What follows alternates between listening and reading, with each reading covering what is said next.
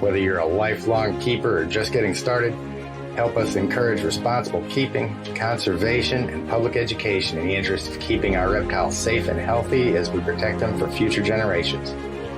You're invited to spend time with us as we experience these awesome animals together on Intrepid Exotics.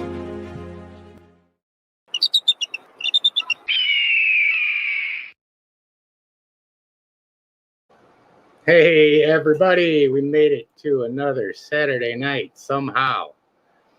Hope everybody's been having a good week. Got a lot of stuff going on, man. There's just so much stuff happening in the community right now. I'll give it just a couple seconds for everybody to get on. Am I audible? Is there any background noise from the fan that's babysitting my computer or anything like that? I've got the microphone set up a little bit differently tonight, so let me know if there's any problems. Oh yeah, this is the cup. This is my favorite cup, and I still have not gotten around to getting a real rattle on there, but it will happen at some point. Been so busy. It's been nonstop all day long. Sitting here this morning and going through trying to make some room on my computer, because when you come back every day with like 2,000 to 3,000 pictures at 45 megapixels, computer fills up pretty quick. So I was trying to make some room, and one of my biggest files was my Sylvan Heights Bird Park, where I'd taken a lot of video out there. Didn't take as much as I would have wanted for a full video, but I had enough stuff there that I need to get rid of. I need to just delete it off my computer. So put it together just about 45 minutes ago. Released that video from the bird park. So if you guys want to check that out, by all means, that's out as well tonight. Typically don't release videos right before going out and doing a live stream, but I just wanted to get it out and get it moving. So, and you guys may have noticed too, I've added the wildlife photography logo to the intro, because I guess since we are officially selling photography prints now from the nature and wildlife stuff, I can officially have the wildlife photography thing up there. If you guys hadn't seen it, I'll put up an overlay of it really quick. I just finished doing the vector art on it, and it came off of one of my bald eagle pictures. Let's see where we at. I'll go ahead and get that overlay uploading so you guys can see that. Yeah, that's one of my favorite bald eagle pictures. It was a really close-up detailed shot. Did some vector art on it, and so yeah, that's the logo for the wildlife photography stuff. So let's see who is on tonight. Erica, good to see you. Tara's here. What we got going on? I guess Tara's cooking. Rocco, good to see you, man. Love the boa in the picture. Avery's with us. Krusty is amazing. Krusties are just awesome. And yeah, for those of you guys that haven't heard, I just seen Kevin post a post on Facebook earlier today that Dingo passed. Apparently it was today.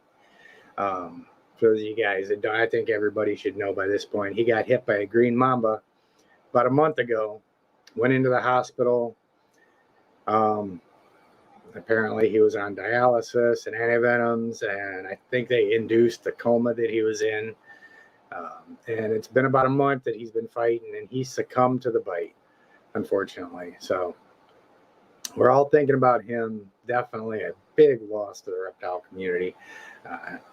Dingoman was just such a bigger than a life force with everything that he did, and he is definitely going to be missed. So Shannon is with us. Hello. Tammy, good to see you. My favorite hognose picture on the God, I'm drawing a blank on the thumbnail.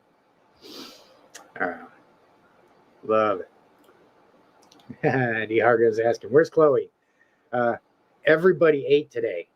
So had a lot of things going on. I had to do all my feeding today. I've actually still got the 2 8-pound rabbits in there thawing out. For the big retics, they're not coming out. I do not feel like wrestling 17 feet of snake up here in the office again tonight, especially when they're ready to eat. So yeah, everybody has either eaten or is in bloom. So unfortunately, I don't have much for co-host. I was thinking about getting the miniature pincher in here and letting her old butt hang out, but she'd only be good for a couple minutes before she starts wiggling around anyway. Salty man, good to see ya. Yeah, we are definitely thinking about Dingo, for sure. Gerald is with us. I know. Of course, Athena, she's actually been bumped up to medium rats today. I guess I should have probably bumped her up earlier because she put that thing down in no time and barely see a food bump on her. That girl, my little female Burmese python, is starting her growth spurt. So I don't know how much longer we'll be able to keep her up here in the office with us without severely modifying her enclosure setup. Yep. Yeah, I was pretty happy with how that came out. Love that. Yep. Yep. Hit that. Awesome. I appreciate that. Getting better, slowly but surely. So, thank you. Past. Okay, let's see. Where we at? Yeah, everybody's talking about. Oh, I missed that. So maybe it happened yesterday because Avery says that Kevin was live last night. And this morning, unfortunately, passed. Okay, so he passed away this morning. Avery said he met him at Gatorland. Yeah, he was definitely a lively guy. There's no doubt about that. So.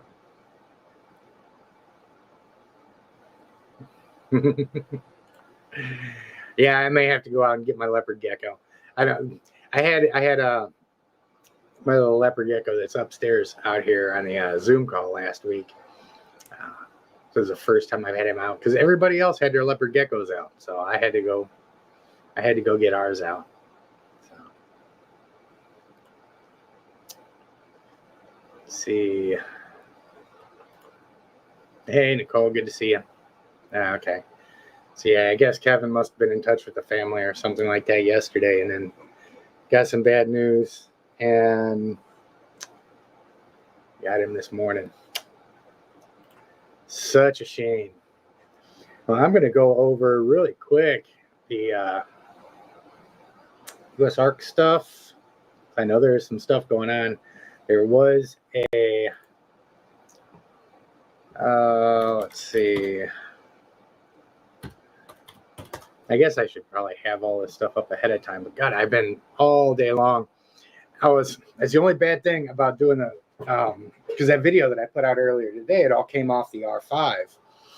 And I recorded everything in 4K, 60 frames per second. Man, I got all of that stuff into Premiere. And between that and how full my hard drives are, my computer wanted to die. So it literally took me all day to get that thing put together, get it labeled, and get it exported. So I finished that up, had just enough time to say hello to Ruth when she got in from work, and to get everything set up to be on tonight. So let's see. Let me go over. Let me make sure I'm not missing anything so I can keep up. Oh, Okay, so let's look at the USARK page real quick. Like I said, I know there's some stuff going on, and for those of you guys that are new to the channel, we go over this every week. I pull up the USARK.org homepage every week, and I strongly encourage everybody, if you're not already a member, do so. If you are a member and you're in a position to where you can contribute to them a little bit extra, by all means, do that as well.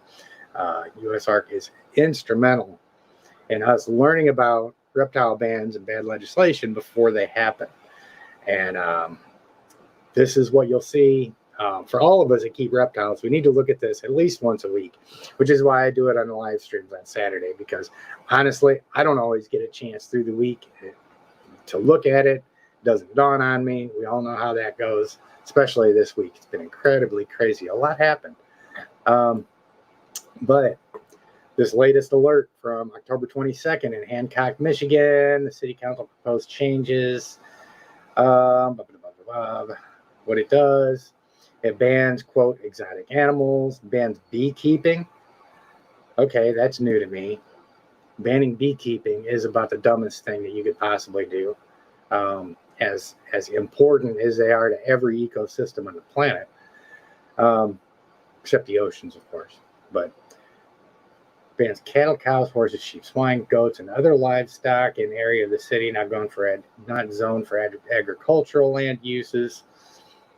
That I don't really have too much of a problem with. If I'm in a residential area, I don't know that I want to be smelling a farm right next door. If I want to do that, then I would move to the country.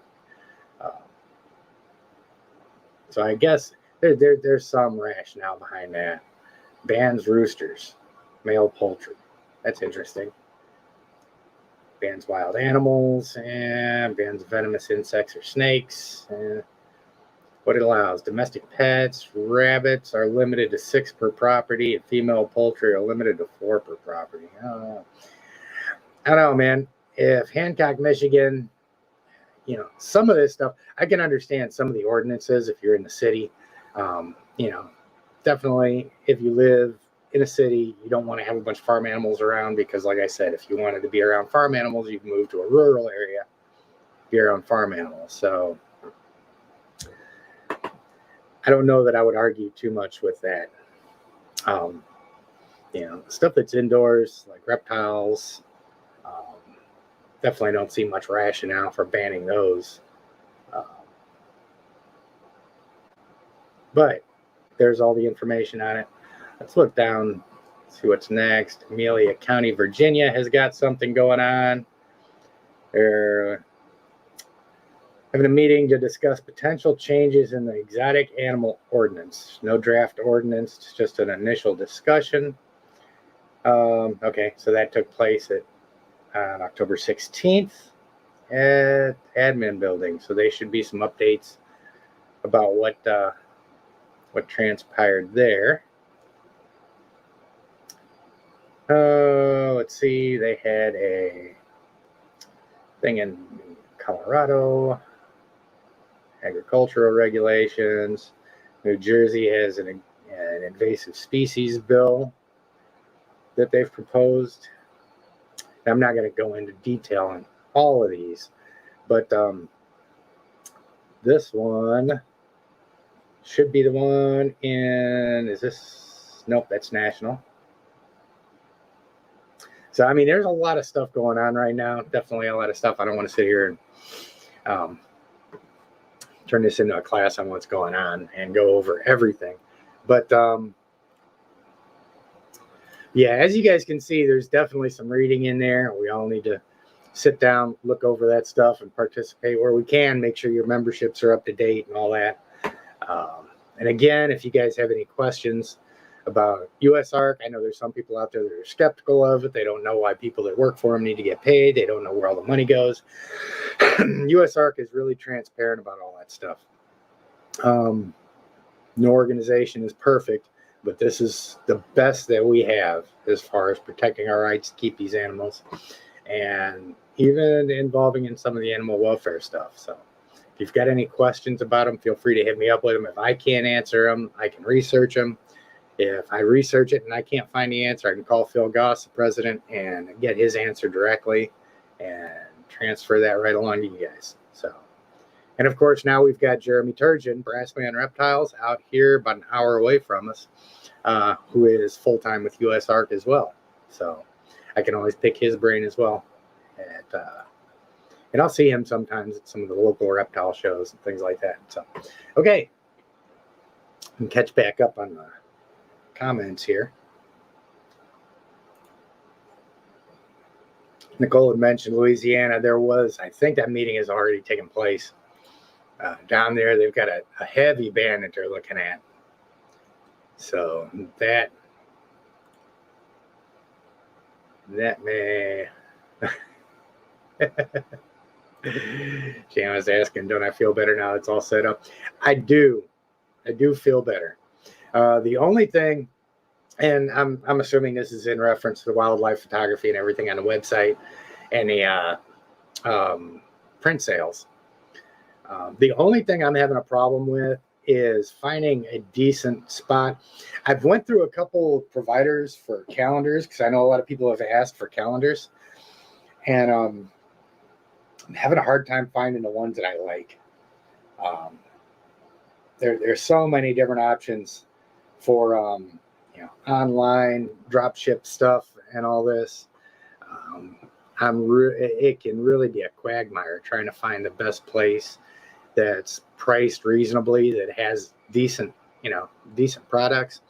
That was the first thing that I ran into when I was doing the photography prints. Is the first company that I looked at was Printique.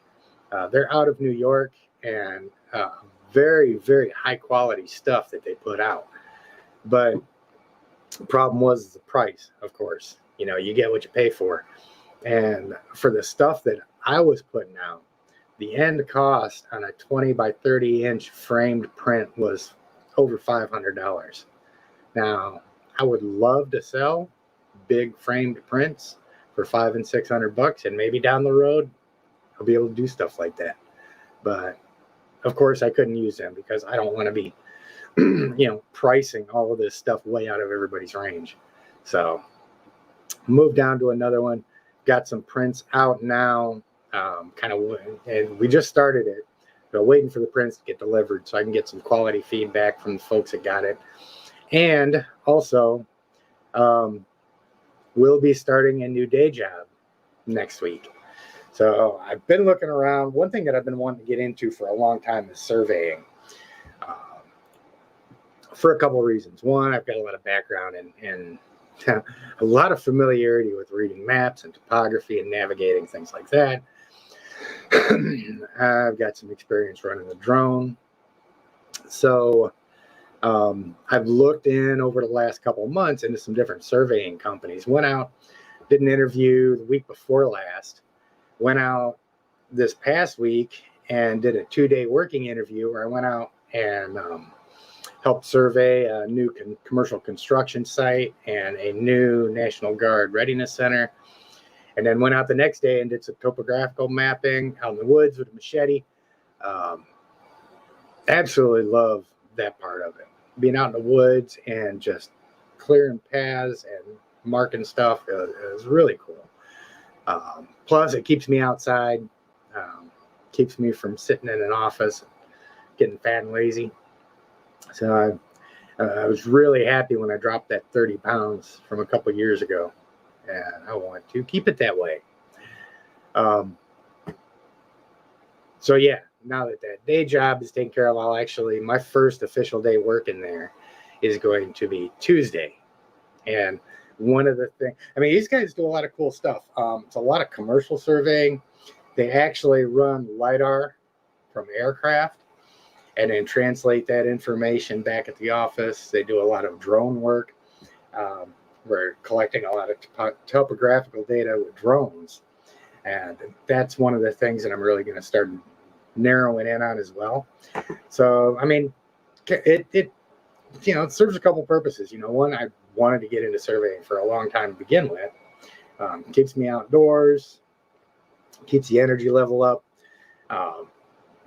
keeps the joints strong. I'm not getting any younger, so it's one of those things where, you know, you can take a break when you're younger and get back into stuff and be okay. But the older you get, just like with the martial arts thing, you know, when I was in my late 20s, I'd take a break for a year or something like that. I'd go back in the gym, get back on a heavy bag. A month later, I'm strong. I'm back on point. Then got back into it for a while in my 30s. Took a little bit longer. Got back into it. Went back into the gym in my 40s. Took a little bit longer. Here a couple of years ago, I went back into the gym just to kind of get my wind back up, and it was a lot more painful then. And it's one of those things where you just got to keep moving and not stop, because once you stop moving, the older you get, the longer it takes to start back up.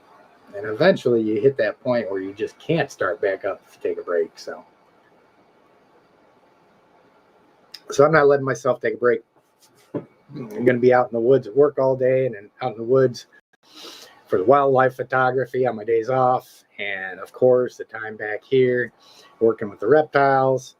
I'm really trying to come up with some content ideas with the reptiles, because once you get the channel going and you got 300 videos out there, all on retic handling and monitor handling and stuff like that, it can be challenging coming up with fresh ideas.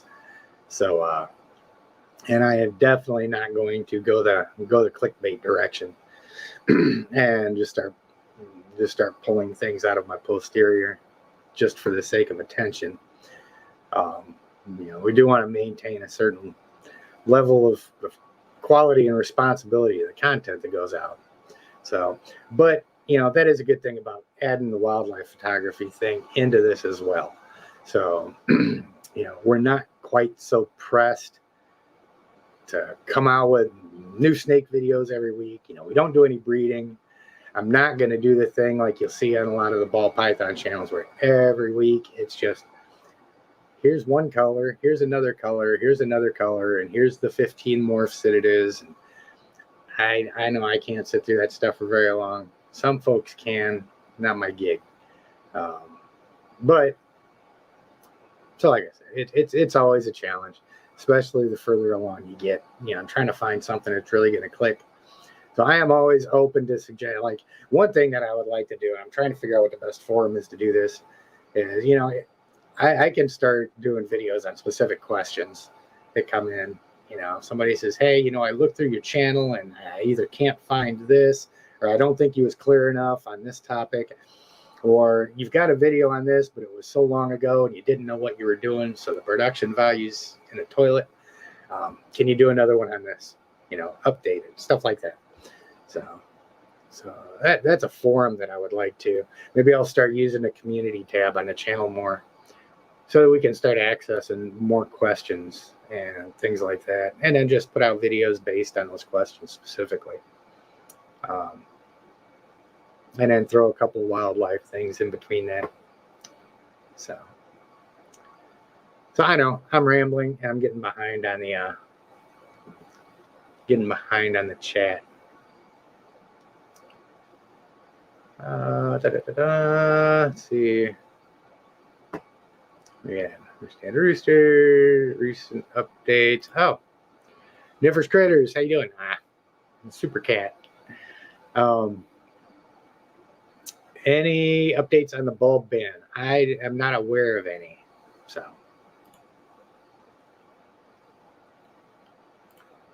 hey, Kai, good to see you, man. Yeah, he's as big as this. Goes back to the topic of the farm animals in town. You know, yeah, the waste is an issue when you're in a city.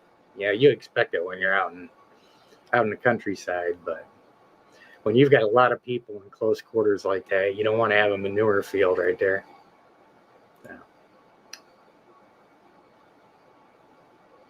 No. Let's see. Oh, Rocco was asking what the ban in Louisiana is. Man, there was a lot on there. Retics, Burmese, Nile monitors, venomous. I think native was on there, which I know native is restricted in a lot of places anyways. Tegus were on there. A lot of real popular species were on that Louisiana ban. So.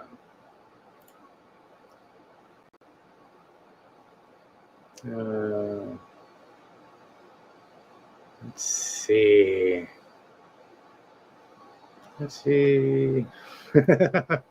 Yeah, like I was saying, he grew up on a farm and always had poultry. He's told if you get annoyed by the roosters crowing, you can fix it by making their roosts short.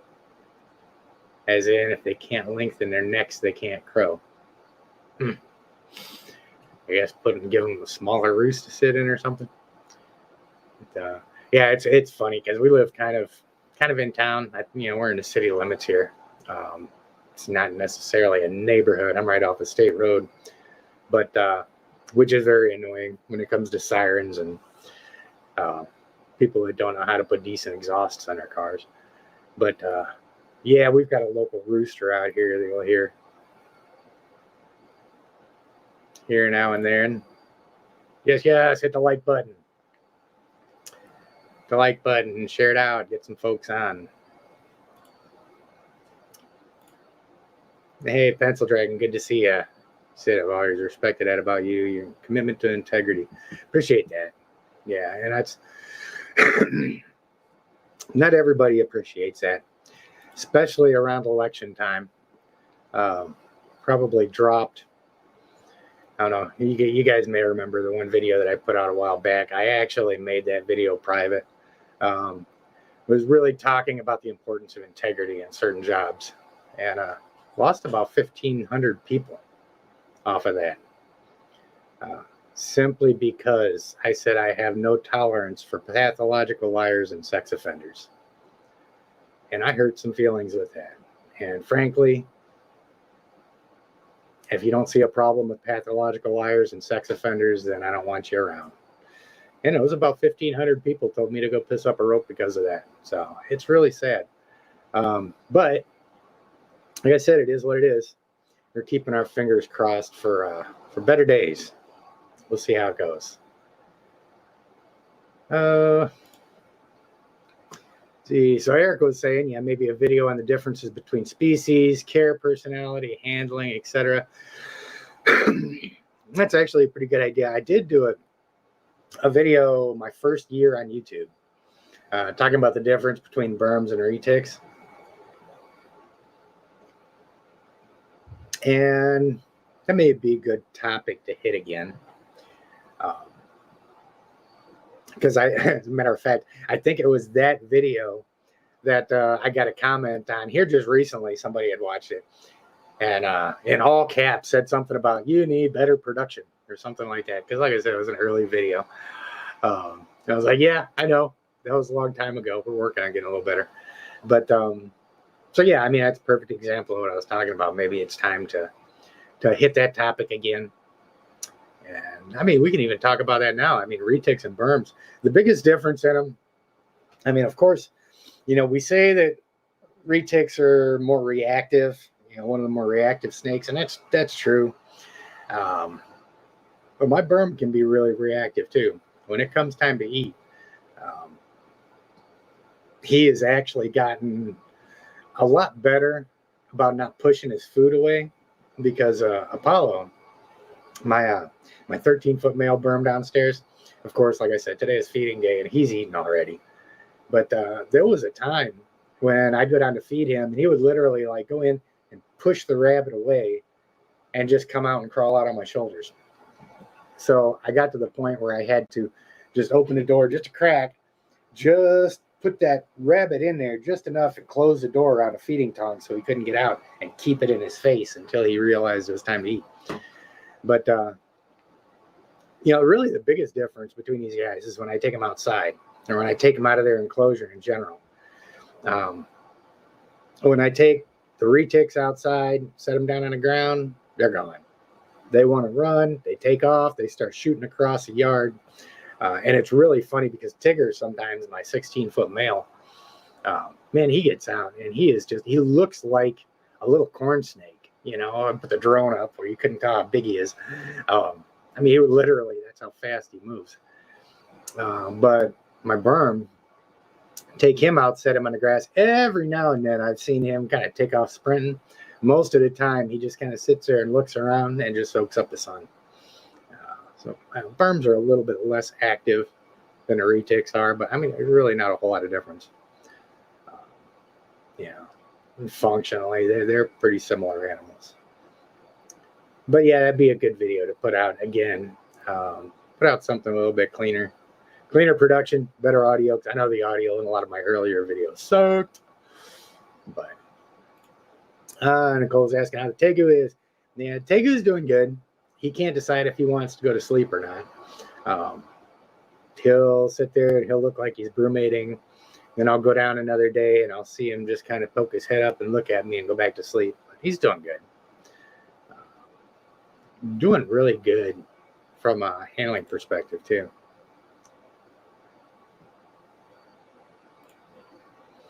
Cool. Tam was saying she went to a reptile show today. Got a Grammostola rosea.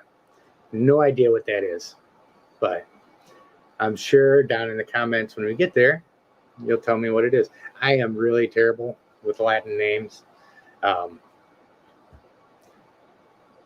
So I'm definitely not one that will sit around and rattle off Latin names at everybody. So. Caesar, good to see you.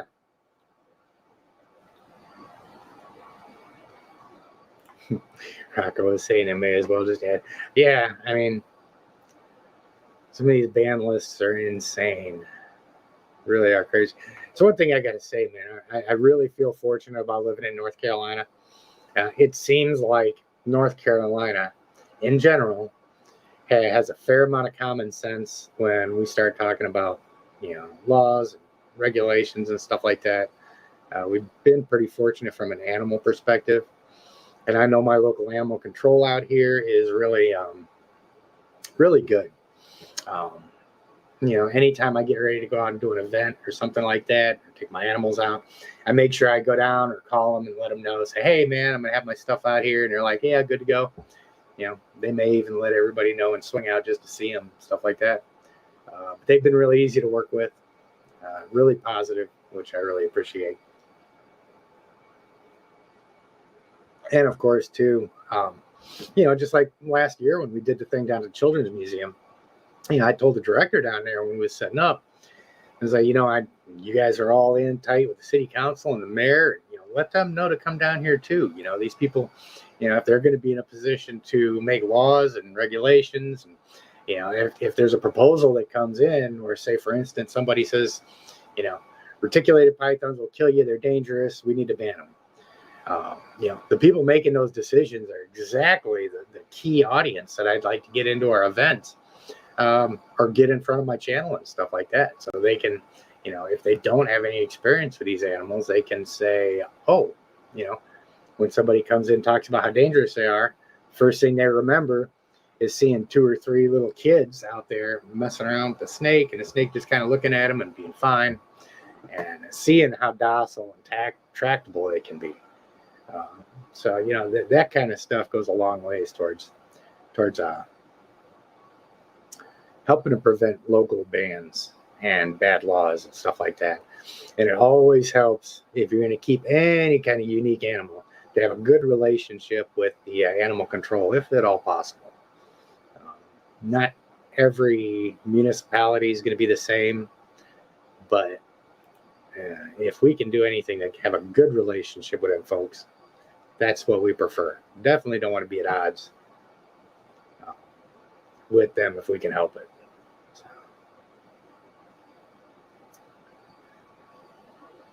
Let's see.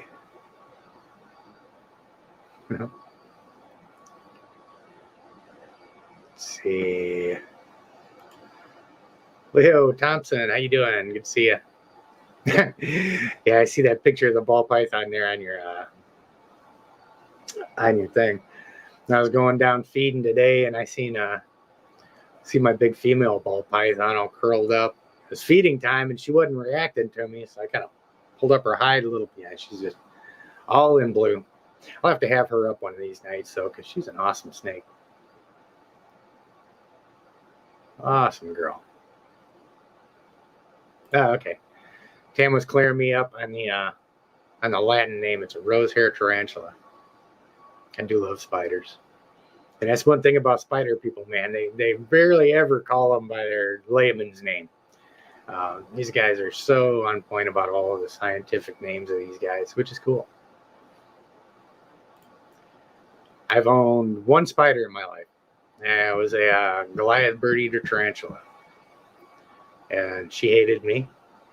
She was big. And man, every time I would go in there to feed her or something like that, she'd turn around. They'll kick the back of their abdomen, or use like their back legs, and kick hairs off of them. The hairs, you look at them microscopically, little pronged things, and had really bad eye irritants and stuff like that. So when you get the bigger tarantulas, that's one thing you got to be careful of. But it broke my heart, man. They're big female, and she was still growing, but I lost her to a bad molt. She had 3 or 4 good molts, was doing just fine, eating just fine. And I went in there one time and found her halfway out of her molt. Didn't make it. Sucked. So.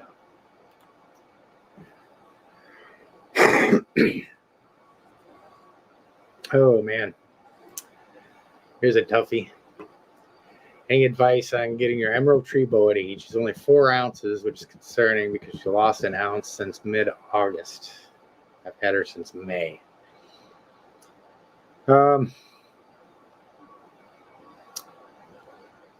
She shouldn't be losing weight that young. Couple things you can do with, and this should work with emerald tree boa. It's pretty much the same as the other ones. A couple things that I had tried when Athena, my old Burmese here, didn't want to eat, that I found helped, was putting them, taking them, not necessarily moving them out of their enclosure, because you'll hear the thing people say about moving them out of their enclosure to feed. I am not a fan of that at all, for a bunch of reasons. But if you've got a snake that's having a problem eating, then you can take a smaller container, put them in it, put a warm prey item in there with it, frozen thawed, warm it up as much as you can, and enclose them in that, and then just put them back in their enclosure. If they're in an enclosed space with that, a lot of times you can get them to eat like that. I've heard people say they'll use paper bags. Something about the texture and the sounds and whatnot, with it crinkling around, I guess, activates their senses and may make them a little bit more prone to eat. But I hadn't tried that, but I have had some luck with those smaller containers. It's tricky though, man. Like I said, with Athena, my female ball or Burmese python, I had to force feed her for 3 months. Nothing I tried worked. Tried live, tried closed space, tried assist feeding, just get them. And she would not open her mouth for any reason at all. She wouldn't strike. She wouldn't eat. So I literally had to force feed her for 3 or 4 months. It was a long time before she finally figured out that, I would do the same thing every time. Well, outside of trying the different techniques of closing them in a box and stuff. But I mean, I would always offer nice warm prey, would never take it. Do that first. And then after she refused, the force feed. And then finally one day she just snapped out of it and started eating on her own and has not skipped a meal since. And you can tell because she's growing like a weed, which is good. She's getting a big, pretty girl. Big. Let's see. Roll through here a little bit. That's it. Okay. So bear with me. I'm just kind of reading through all the comments. I know a lot of people, when they get on here and they start doing the live streams, they'll just have like a dialogue or topic that they want to bump their gums about. And don't respond to questions unless you super chat and all that stuff. This is a good opportunity for me to have my feelers out there in the community. So I like to go through anyway. If you guys want to do super chats, cool. But that's not a requirement to be involved in the conversation. So.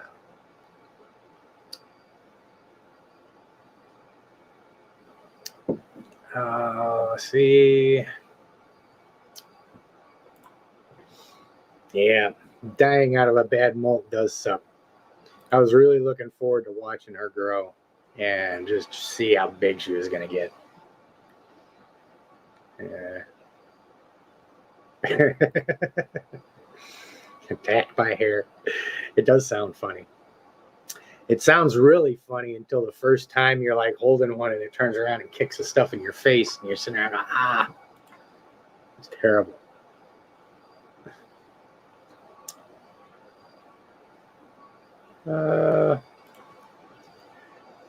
Yeah, Shannon, with that emerald tree boa too, feel free to hit me up offline. Or I mean, hit me up on Facebook Messenger or something like that if you need to. I'll be more than happy to help any way I can. And if between both of us we run into stumbling blocks, I've got a lot of really good keepers that I can call and get more advice from. So yeah, by all means, we can work on that. Yeah, and I know you don't want to force feed her. I didn't want to force feed Athena either. Especially with the really small snakes, man, it can be tricky. And it's always pretty nerve-wracking. Yeah, hit me up offline. We can keep up and see if we can get her eaten for you.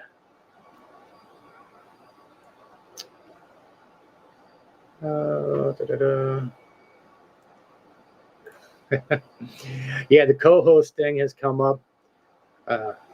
I had to feed today instead of tomorrow, which I normally do.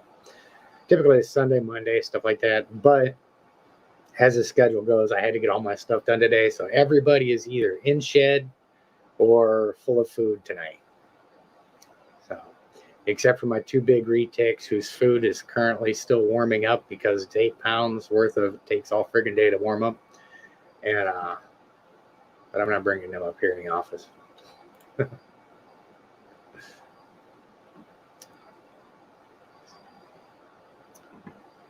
Okay, cool, man. How did I catch up? All of this stuff. Neat. How was that? There we go. Tara was saying, regarding the emerald tree boa, I've also heard to try chicks. They originally are treetop animals that often get little birds. Don't have one, just read that on a thread recently. Yep. Yeah, I mean, that's another thing, too, is varying your prey items. So I've used, for the smaller prey items, I've used chicks. I've used rabbits, believe it or not. You can get rabbits that are about the size of a large mouse. Got a whole bag of those in the freezer. Of course, mouse, rats, stuff like that.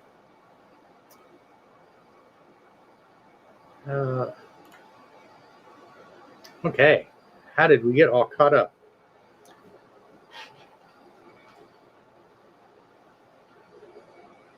What else? There was something else I was going to hit. Oh, another thing too. Oh yeah, I have to add a moderator here.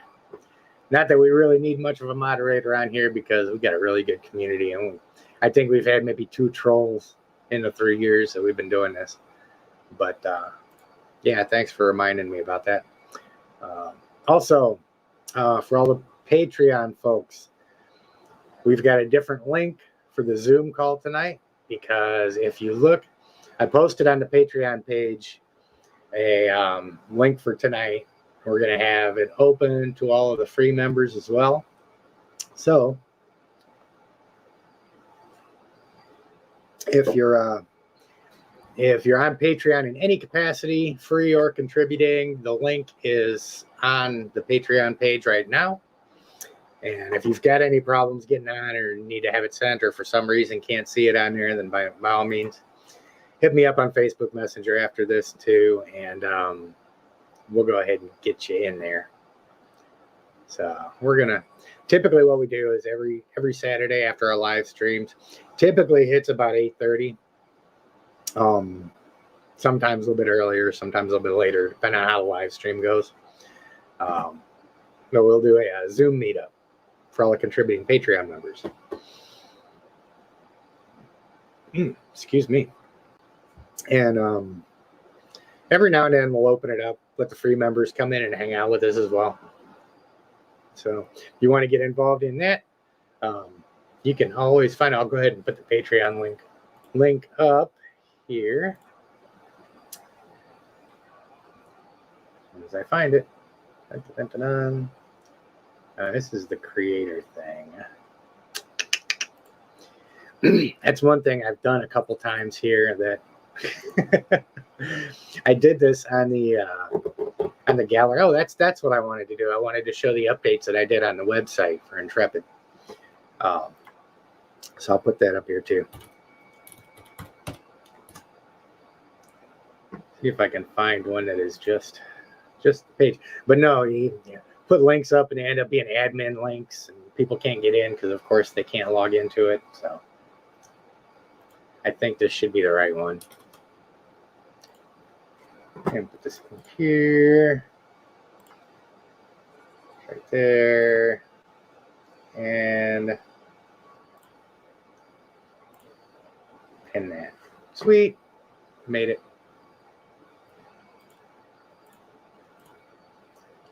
It's for our Patreon too. And I'll tell you what, man, I really, really, absolutely love Patreon community.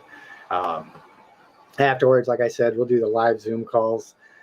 Gives everybody a chance to just come on, bring animals on, talk about them, ask questions, answer questions. We've got a lot of experienced keepers and some cool folks in there. So, and it definitely makes a huge difference on the channel too, because as you know, we don't do any breeding, don't sell any animals, stuff like that. So it does help us keep going. Believe it or not, it costs quite a bit to do all of this, between the editing software and all that other stuff and the cameras. And yeah, the Patreon community goes a long ways towards helping to balance all those costs out. So definitely much appreciated. Let's see, show the David Bowie spider. Where is it at? A David Bowie huntsman. Well, let me see if I can find it. I have absolutely never heard of that.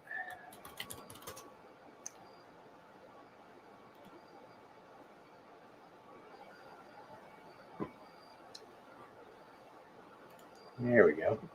Oh, wow. That is really cool. I'm going to get this picture saved up and open it up.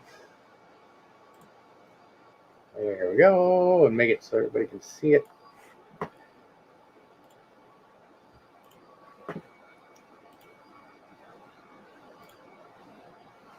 Ah, that's not the screen I wanted. Screen. Where's it? Ah, window. That's right. I swear I know how to work my computer. That's what comes. That's a really cool looking spider. Another type. Actually, the huntsman spiders, if I'm not mistaken, it's not this particular species, I don't think. There's a type of huntsman spider that's actually considered the largest spider species alive. It's a lot thinner than the Goliath bird eaters. It's kind of like the same difference between the anacondas and reticulated pythons. You know, retics are the longest snake species, but they're thinner. Anacondas are the heaviest snake species. Kind of the same thing with those spiders. The huntsmans are the actual largest dimensions, and the bird eaters are the heaviest in that respect. Cool looking spider though.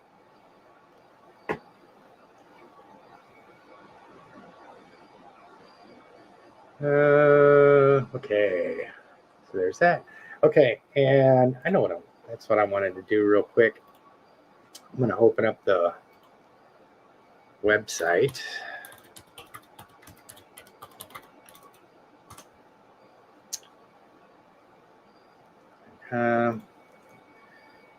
Got so much stuff going on now. There it is. Okay, so it's going to take a second to load up. So yeah, that's right. I already showed you guys the new logo. So let's share this window right here. Where are my presets at? Go up like that. I want to be in there. No, I don't think so.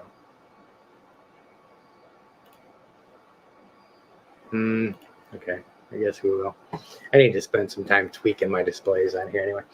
But here's a website. Of course, I got that picture of Monty there. We talk about all the live events, coaching, and all that stuff. One of my favorite pictures of Tigger right there. But I have added the wildlife portfolio on here. Here is the, actually, I know you can't see it because my big head's in the way. Maybe I'll go over here. Do that. There. Get my big head out of the way. I'm really digging that new logo. So I'm still going to keep the main branding with that, but for all the wildlife photography stuff, I'll use that one. But here's the main portfolio, and then it goes in. I've got all the different categories from birds of prey, waterfowl, the fog shots, the songbirds, silhouettes, and landscapes. This is one of the most popular ones. Everybody seemed to love this one. And that one just happened to catch that. I was going out to a site as the sun was coming up. Still had about another 30-minute walk through the woods. But yeah, I just happened to catch these guys landing there early in the morning. But so yeah, this is where all those are at. And got some of the macro photography. I'd really like to start getting some spiders and stuff on here too, because I know those are really popular. But yeah, some of that.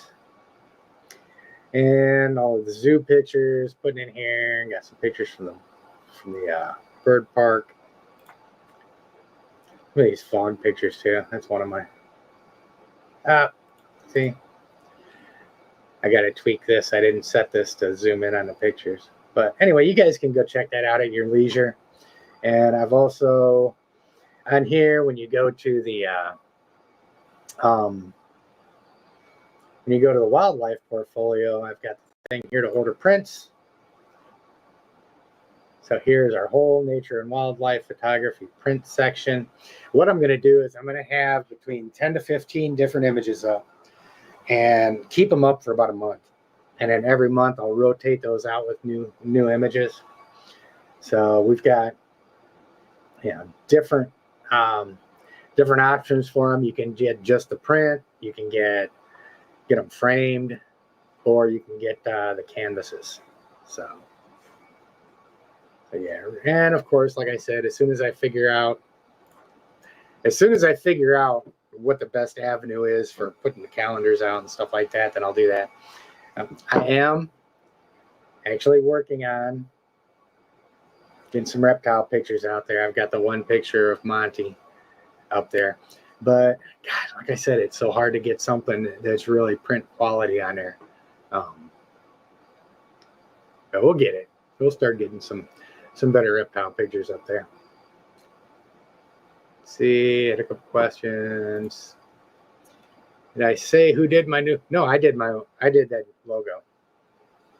So actually show you really quick. I think I spend more time sharing my computer screen than most people that I know. So this, come on.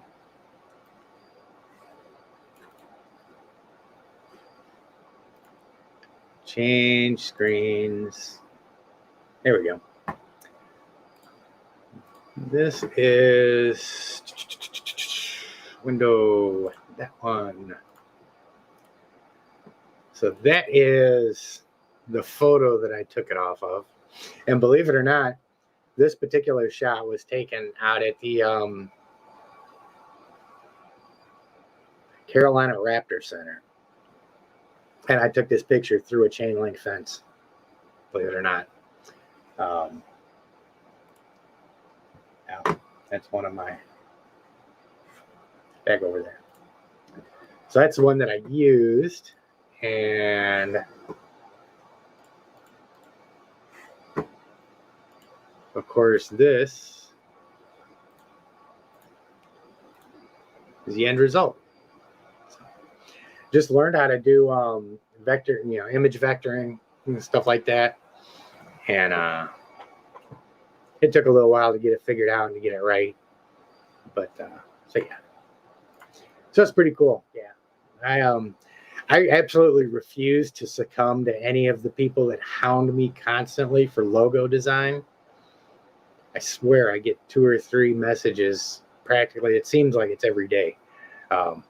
Somebody asking if I need a logo. So I will literally sit here and draw the stuff in crayon and take a picture of it and use that as my logo before I do any of those. So.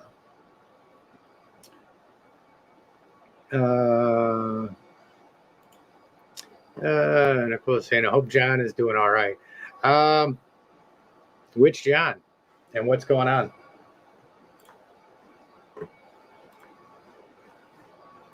Don't know.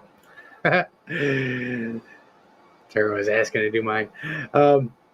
Yeah, if send me over the image and kind of explain to me what it is that you want. I'll be more than happy to spend some time messing around with it. I mean, it's good practice for me. And like I said, I'll be more than happy to see what I can do for you. So thank you. Yeah, I was really happy with how it came out. That was another project that took me all day. See, I've done some vector imaging, and all that is it's where you take an image and you turn it into turn it into like a stamp, and you do some magic in Photoshop and Illustrator, and it cleans it up, outlines it. And I've done it a couple years ago and completely forgot how to do it, so I had to completely relearn all that stuff. I'll tell you, YouTube is a wonderful place. Not only can you get on YouTube and learn how to manage your big snakes, you can also get on there and learn how to do vector imaging and logos and pretty much anything else. Oddly enough, YouTube has probably saved me thousands of dollars, especially in car repairs. Something goes wrong, and I don't feel like taking it to the shop. I definitely don't take it to the shop until I look through and see if I can determine what it is on my own first. It saved me a lot of money. So,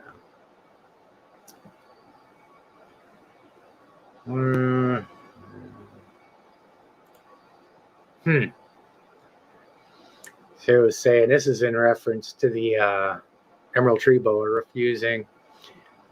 Said that he'd seen Snake Discovery where Emily was talking about getting snakes to eat, suggested removing the water for a couple of days, then offering drenched, frozen, thawed, theory being that the snake goes after the water. That's the first time I've heard that. And it might work. You never know. I mean, pulling the water out for 2 days isn't going to hurt them. It'll hurt them a lot less than, if you got to go into force feeding and having problems with that, or, just not getting them to eat. So.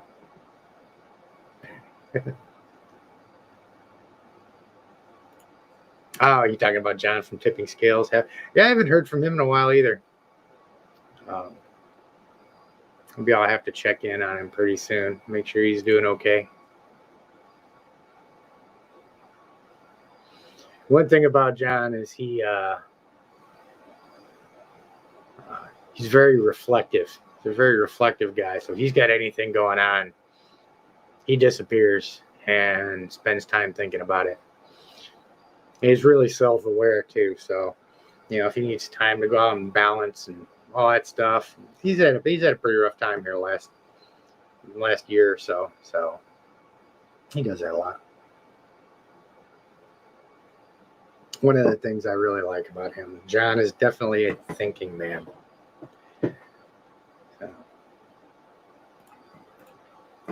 So see, so we talked about the website, and let me see if I missed anything. I think, God, there's so much stuff going on this week. I think I covered everything. Talked about getting the new job. So that one right there should be a lot of fun, especially when we start getting into the drone stuff. So that'll be a lot of fun. Outside of that, man, there's really not much new going on. And we will spend some time this weekend going somewhere. This is kind of like the last two. Let's see. Yeah, John, Pencil Dragon was talking about John's last video being about the Jeffrey, whatever his name is. Yeah, I forgot his name already. But, yeah, the guy that got bit by that taipan. But, yeah, that was the last time I'd heard anything from him, too. But here over the next couple of days, one of the things that we're thinking about doing is I'm starting to look at kayaks. I'd like to get one of the kayaks with a trolling motor set up on it. And I've just got to get myself comfortable with a waterproofing system for the camera. Because I don't want to be out there in the middle of the lake with thousands of dollars worth of photography equipment, have the kayak flip over in a wake or something like that and lose it all. So that's one of the things we're thinking about doing, is start doing some actual excursions on kayaks. I'd really like to do that before the season really kicks in on these on the bald eagles out there by Lake Jordan where I photographed them at, because that would just be a great vantage point for them guys. You get 10 of them flying around and fishing all around you. Yeah, so that should be a lot of fun, and it should get some really dramatic videos out of that, which would be really cool. So, but yeah, guys, I'm going to go ahead and we're going to get ready for the Zoom call. I think still planning on 8:30. I'm going to go ahead and take a little bit of time. Hadn't even had dinner yet tonight, so I'm going to grab something to eat real quick and get ready for our 8:30 Patreon Zoom call. Again, guys, like I said, I just put up a post here before the live stream on the Patreon channel. It's got the link on it. So that's where you'll find it. If you can't find it, message me on Facebook. Instagram doesn't really notify me, so it takes me a while to see that stuff sometimes. So yeah, if you have any problem getting on, let me know. If not, I will see everybody else in about 30 minutes. And the rest of y'all, we'll see you next Saturday. And I'm going to go ahead. One thing I'm going to do too is as soon as we get done, well, before I get onto the Patreon call, I'm going to go onto the community tab on YouTube here and just put up a video suggestion thing. If there's any specific questions or something you guys can't find or something you think needs to be updated, stuff like that, as far as reptile videos go, by all means, go ahead and comment on that. And I'll start drawing the list out of that and then start using that to build a little bit more content on moving forward. So, yep, we're calling it just a little bit early tonight so they can take a little bit of a break before the Patreon Zoom call. So, but we will be back here again next Saturday, barring anything outrageous. So you guys have a great week and a great rest of the weekend. Be safe. Don't forget to get out and vote. It matters. And my only advice is think about what you teach your kids.